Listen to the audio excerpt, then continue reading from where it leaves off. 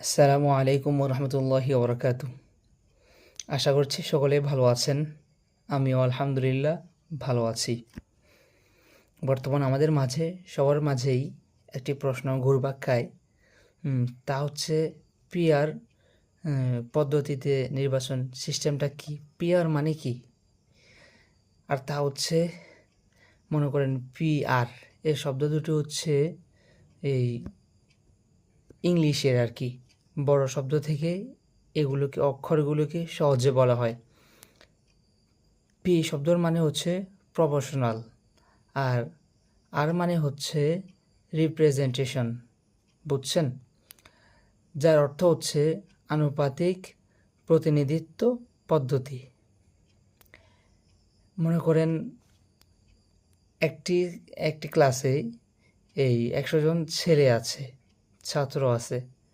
তো তাদেরকে জিজ্ঞেস করা হলো তারা কে কী খায়। তোর মধ্যে 50 জনে বলল আমরা সবাই লিচু খাবো, তাই। আর 25 জনে বলল আমরা সবাই আম খাবো। আর 25 জনে বলল আমরা সবাই কলা খাবো। তো দেখেন, এখন এখান থেকে ভাগ করা হবে। কি ভাগ করা হবে? এই যে 25 জন থেকে মনে করেন কারা ভাগ করবে, প্রতিনিধি লাগবে এখান থেকে। কিভাবে কি করবে? দেখা যাচ্ছে 50 জন যারা লিচু খাবে তাদের পক্ষ থেকে 5 জন পেলো আর কি, যেই এই 5 জনেই লিচুগুলো নিয়ে আসবে, এদেরকে দিবে। আর 25 জনের পক্ষ থেকে মনে করেন 2 থেকে 2 জন, এই 2 জন এদের জন্য কি নিয়ে আসবে? আম নিয়ে আসবে।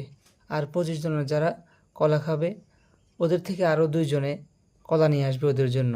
ঠিক তেমনিভাবে যত মানুষ ভোট দিবে, মনে করেন বিএনপিতে কিছু ভোট দিল, ইসলামী দলের মধ্যে অন্য কেউ ভোট দিল, তো সেই অনুযায়ী লোক পাঠানো হবে মূল সংসদে। সংসদ থেকে এরা সব সময় লোকদের হিসেবে কথা বলবে, এই জনতার পক্ষ থেকে কথা বলবে। এটার নামে হচ্ছে পিআর মানে পদ্ধতি আর কি, মানে কেউ বাদ যাবে না, সবাই সংশ্লিষ্ট থাকবে।